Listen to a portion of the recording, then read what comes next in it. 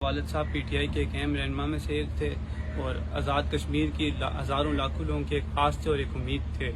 یہ ایک سازش کے تحت ہوئی ہے، ہمارے خاندان کے خلاف، ہمارے خلاف ایک سازش ہوئی ہے، اور اس میں یہی کہوں گا کہ پراپر انویسٹیگیشن کریں تو آپ کو بہت چیزیں سامنے آ جائیں گی، کیونکہ اگر آپ عام موقع کے فیکٹ اور فگر جو ہم نے کل دیکھے اس میں آپ دیکھ سکتے ہیں کہ یہ ایک سیدھی روڈ ہے، نہ کوئی ٹرن ہے نہ کچھ، اور اس میں کھڈے جو روڈ ہے یہ آزاد پتن کی روڈ ہے، یہاں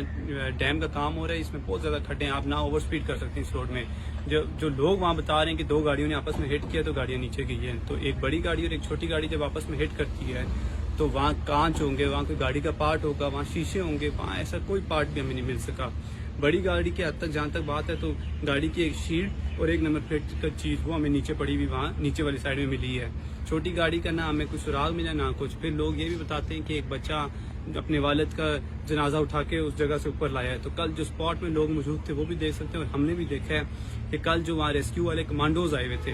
تو کمانڈوز جب نیچے اور اوپر آ رہے تھے تو وہ روپ کے تھرو جا رہے تھے اور روپ کے تھرو آ رہے تھے، تو ایک عام بچہ کس طرح اپنے والد کی باڈی کندھے میں اٹھا کر اس جگہ سے بغیر کسی سپورٹ کے اوپر آ سکتا ہے۔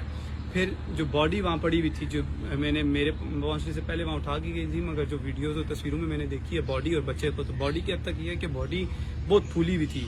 جب جنازہ ہوتا ہے تو یہ فیکٹس ہیں کہ باڈی ود ان منٹس نہیں پھولتی، اس میں کچھ چند گھنٹے لگتے ہیں۔ جہاں تک بچے کی حد تک سوال ہے تو بچے کی جو میں نے تصویر دیکھی اس کے نہ جسم میں، نہ سر میں، نہ ہاتھ میں، نہ ٹانگ میں کسی قسم کا کوئی چوٹ نہیں ہے۔ حالانکہ جب لوگ کہہ رہے ہیں یہ گاڑی نیچے گئی، کلابازیاں کھائی، تو اتنے میں کوئی تو چوٹ لگتی ہے نا بچے کو، تو اس کو کوئی چوٹ نہیں لگی ہوئی تھی۔ تو اس لیے اس طرح کے بہت سارے اور فیکٹ اور فگرز ہیں۔ میرے والد کا مجھے کچھ پتہ نہیں ہے کدھر ہے، ہمیں نہ گاڑی کا نام و نشان مل رہا ہے، نہ مجھے اپنے والد کا کوئی نام و نشان مل رہا ہے۔ تو میری اداروں سے